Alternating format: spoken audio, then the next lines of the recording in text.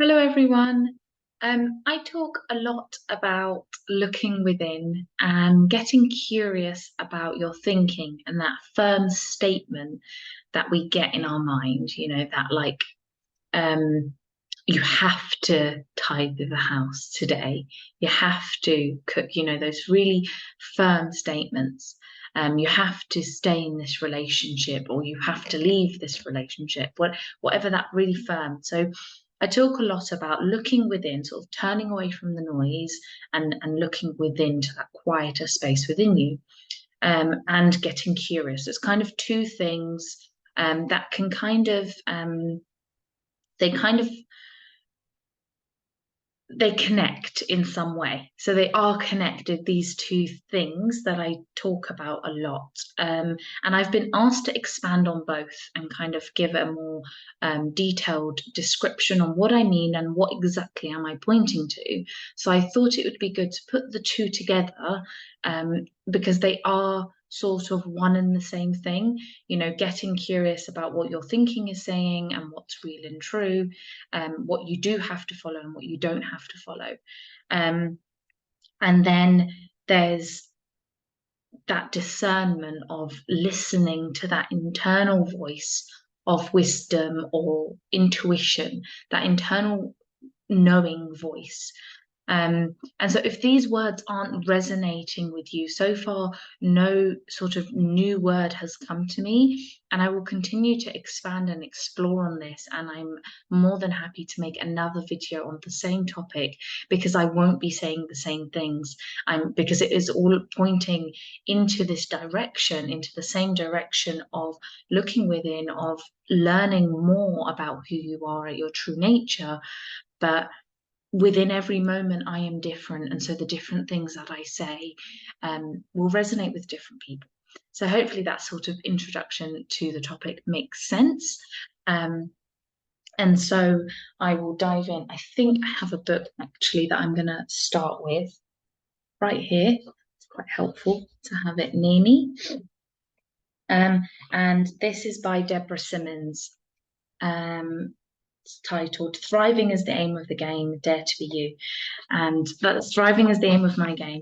So I'm going to start it with these 10 things that you may not know about thought, because everything I am pointing to is sort of discerning the difference between the noisy, sort of egotistical thinking that isn't helpful and that quiet voice of wisdom, or love, or gut intuition, instinct, that kind of like in hindsight, you're like, oh, I knew I shouldn't have done that, or I know I should have done that, I should have said something.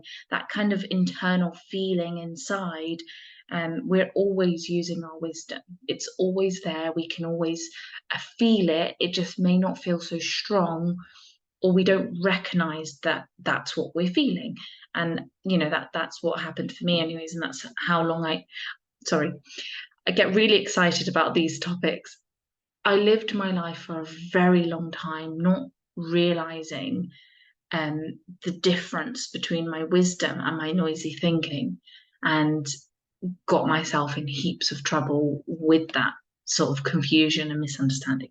So let me say these things. So 10 things you might not know about thought. Number one, just because a thought comes into your head, it doesn't mean it's true. Number two, just because a thought comes into your head, it doesn't mean you have to think it.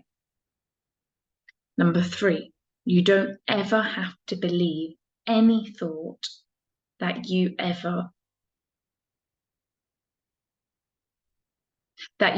Sorry, I'm going to say that one again. Number three, you don't have to believe any thought that you have ever, it's in capital letters, if you don't want to. Number four, you don't have to act on any thoughts you have either, not if you don't want to. Number five, you don't have to take on other people's thoughts or beliefs. Number six, your mind is your own and it is free. Number seven, no thought can separate you from the divine intelligent essence of who you are. It's simply not possible.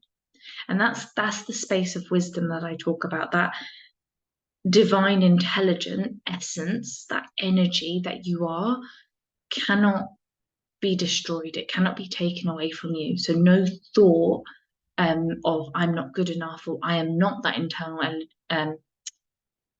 divine intelligence, is still not taking it away. It's just a thought that isn't true. Number 8, you are always going to have a new thought at some point. Number 9, with every new thought comes a new reality. And number 10, any thought that limits you can't be true. You are the creative intelligence of the universe. There are no limits on that. So I really like those 10 points that Deborah puts in her book, because we live in a world of thought, that for me to have this very conversation, for you to understand this conversation, you're using the gift of thought to experience it and to understand it. And I'm using the gift of thought and speech and language to be able to communicate what I have seen on an internal basis. So everything I share is metaphors and stories. It isn't the actual thing, because the actual thing is in the formless energy, is in the formless realm. And the minute you put words onto it, it's in the form. So it's all in metaphors and stories. So find your metaphor and your story that makes sense for you. So it isn't about the words or the, the gratitude list or any of those things. Like, do those things if it feels right for you, but it isn't about doing something that doesn't feel comfortable. It's all about that discernment and getting to know who you are. So with the term, when I say look within, it's looking to that quieter voice. So I just done a Facebook Live. So if you're interested in joining my Facebook group, I'll put the details below, on going at 100 miles an hour. So when we are in that space of overwhelm and our mind is just giving us so much to do, it feels really, really urgent, and that we have to do these things. And so that's the noisy thinking. Meanwhile, underneath, sort of beneath that noisy thinking, there is this space of wisdom and or gut intuition that says slow down, stop. And it's that voice that you need to get curious about and to sort of make friends with again, because as a baby and a toddler, we're very much the best of friends with our wisdom. It's like we've sort of drifted apart over the years with society, with societal expectations, with being an adult, with being a parent, with working, with all of these things that happen in our lives, that happen around us and to us. We sort of forget that we have this internal sat-nav. So when I say look within, it's looking to that guidance system that you have built in within you, that all the answers you seek to any problem, anything that you're not fully thriving in, you're not fully happy with, you have the answers within you. So I'm only here to guide you back to that direction. But with anything, this is a muscle that if you don't sort of practice it, it's going to be difficult. So if you're thinking of your scariest thing in your life at the moment, or the thing that brings about the most anxiety, I wouldn't say start there. It's starting from the easy things, like challenging yourself for little habitual thoughts that you just every day it comes up that this happens and then I have to do that, and then that happens and then I have to do that, and then if I don't do this, then what if you change it? Can you see a space in that sort of habitual, I have to wash up before I go to bed, or I have to cook dinner for my children, otherwise nobody else is going to do it and they're not going to have dinner. Can you see something different there? I'm not saying don't cook dinner for your children, but I'm saying get curious in these sort of stressful moments, these sort of anxiety-inducing moments where you're just filled with so much stress and overwhelm that you feel you have to get this thing done. But at the same time, it's quite a mundane and habitual thing that you do every day. So, if you don't wash up for one day, it's really not the end of the world. If you don't cook a gourmet meal for your kids for one day and you put some fish fingers in the oven, it's not the end of the world, or you make them a sandwich, like just something like that. Like, is it possible to let go somewhere in your life? Is it possible? Can you see that curiosity, that possibility to let go of something, to put something down? So, if you're in that space of overwhelm that you've got lots to do and you manage to put one thing down, it's like, actually, I don't have to do that today. I'm going to focus on these things instead. And that thing, if it gets done, it gets done. And if it doesn't, it doesn't. So when I say look within, it's looking for that voice, that free will, that space where you're feeling so stressed and overwhelmed. Can you hear that quiet voice that says, this isn't that important right now? Your kids need to eat dinner, so cook, that's kind of needed. But this other thing, you don't need to fold the laundry right now, or you don't need to wash the dishes right now, as an example. And this could be in any, the details aren't important. This could work in all scales of life, whatever's going on for you. And then the more we do these little things, like changing our routine slightly,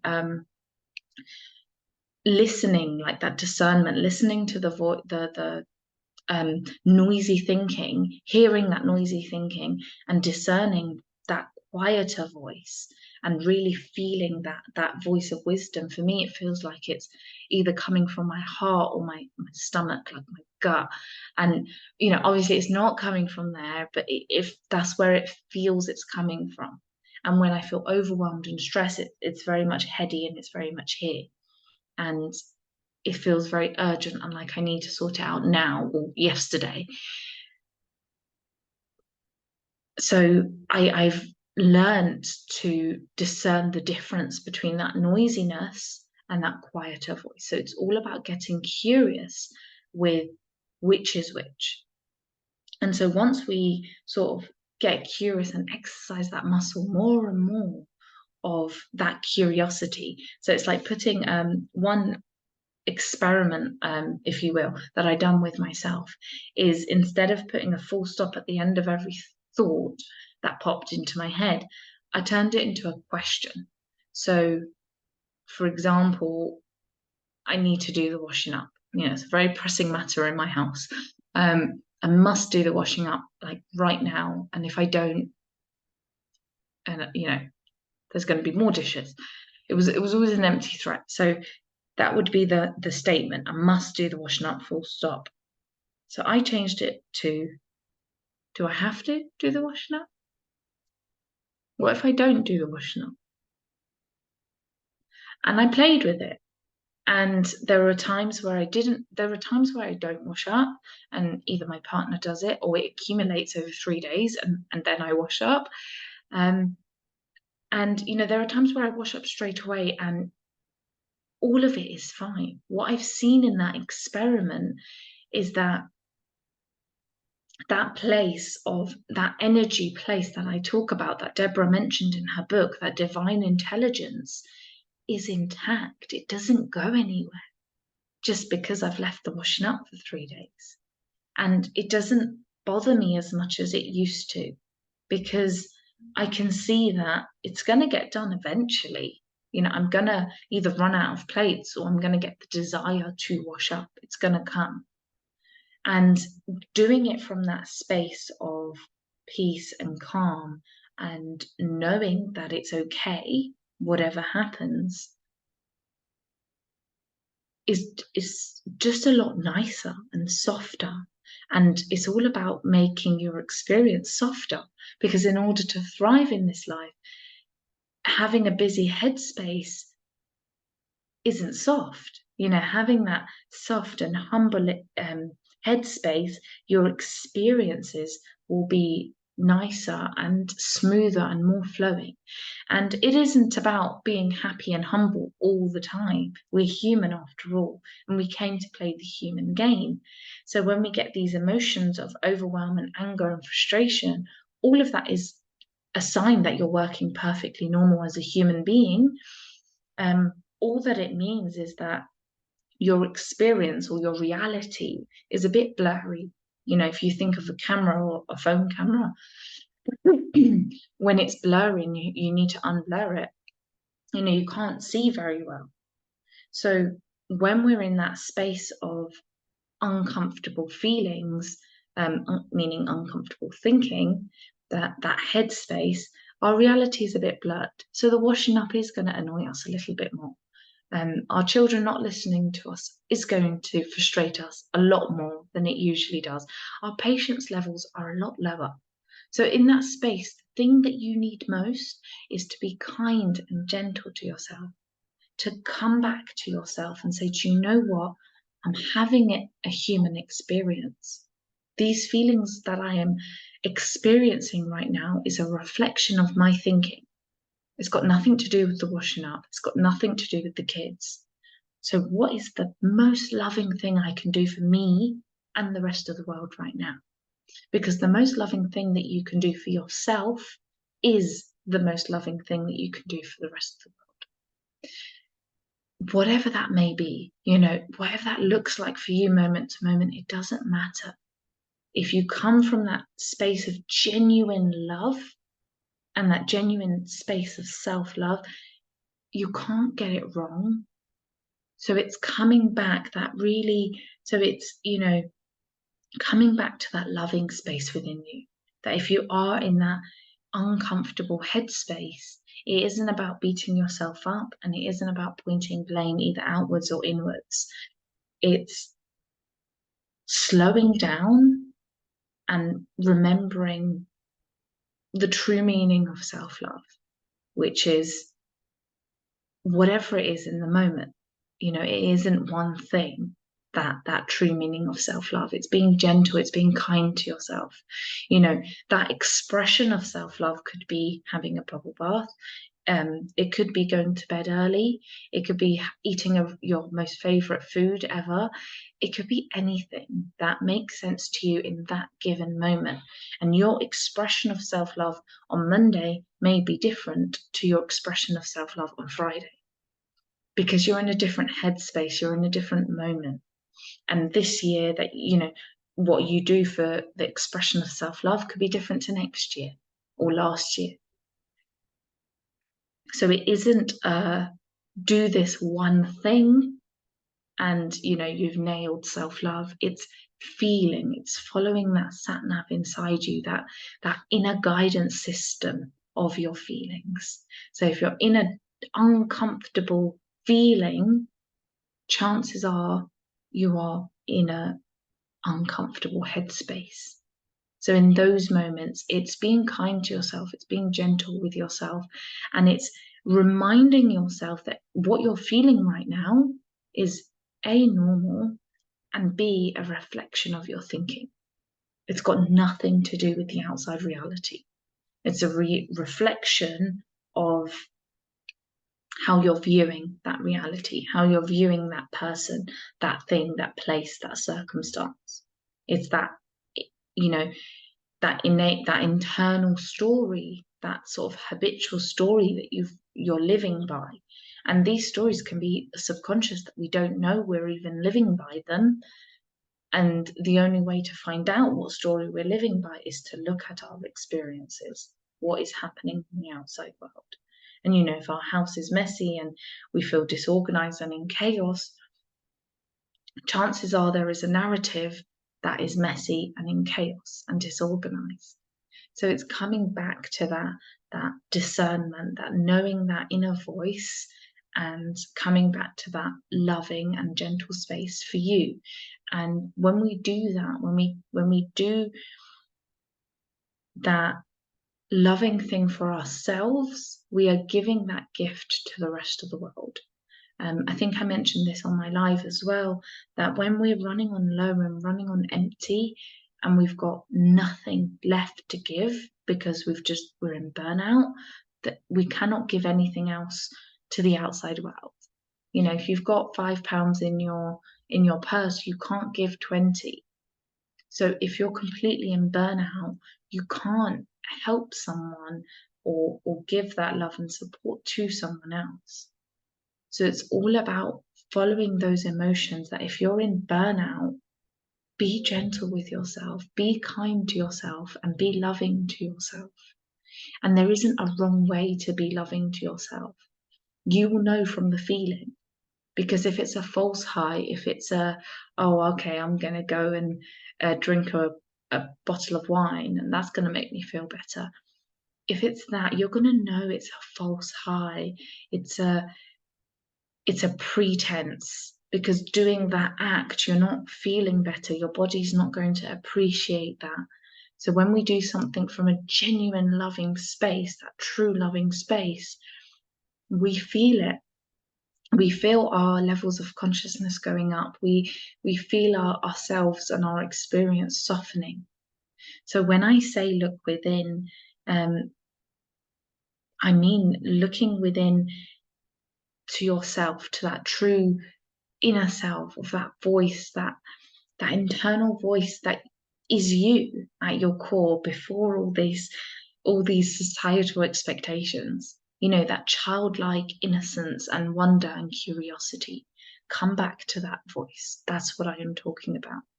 And in terms of exercising that muscle and making it, like strengthening it and making it more sort of a habitual habit, like it becomes easy. What I mean by that is, it's like any other muscle. It's like this spiritual journey is like training for a marathon.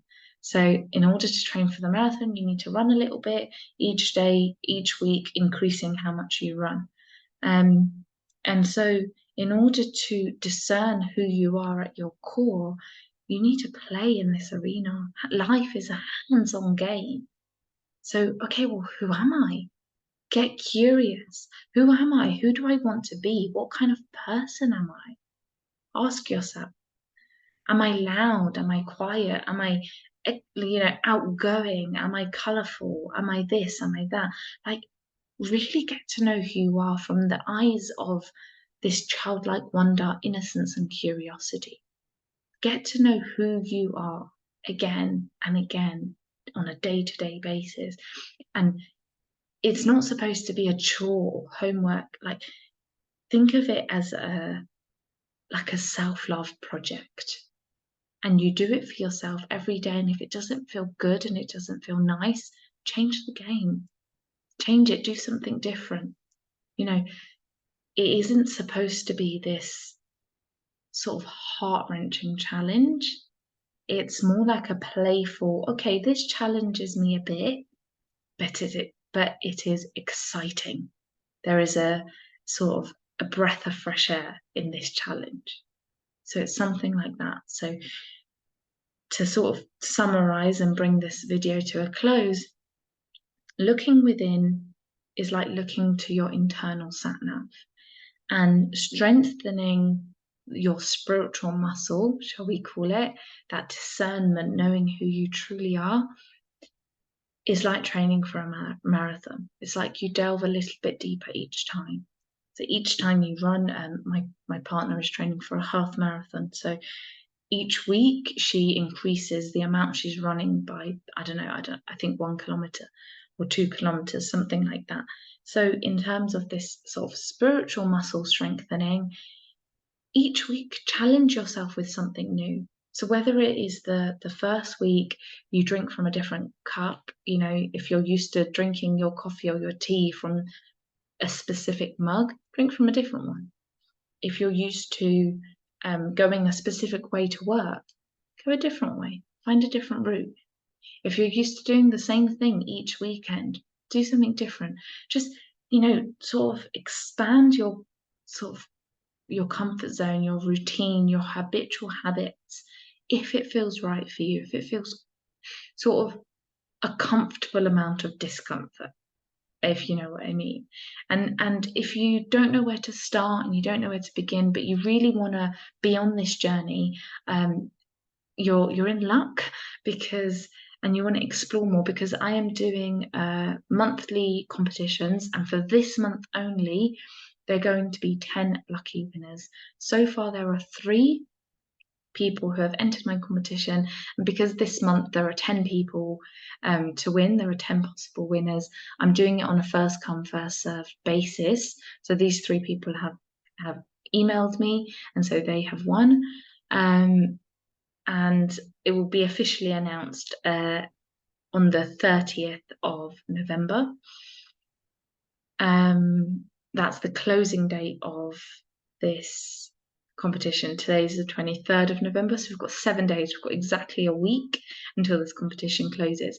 So the prize is 10 months of free mentoring with me. So if you'd like to explore this further, of sort of getting curious about your thinking, what it means, how you can sort of challenge your thinking, how you can challenge yourself, and have this spiritual internal growth for you, so you can thrive in your life. So if you'd like to enter the competition, comment below I'm in, and subscribe to my mailing list, and I will put all that information below this video, so you can so you know what to do and how to enter. Once I see your name on the comments, if you don't want you don't want the public comment, you can just email me, I'm in, or DM me on Facebook as well. So if you want it private, that's perfectly fine too. And if you don't want me to announce your name, that's fine too. I can not announce your name, I can just say the amount of people that's won. So the competition officially closes at midnight on the 30th of November. I will be posting the sort of announcement video before that. So if there are still spaces, you can still enter after they've been announced. But you have to do that before midnight on the 30th of November. So good luck, everyone. And if there's anything you heard in this video that sort of ignited some curiosity or some questions, do feel free to put them below or email me. So I hope you have a lovely weekend, or whenever, a lovely week, wherever you're listening to this and whenever.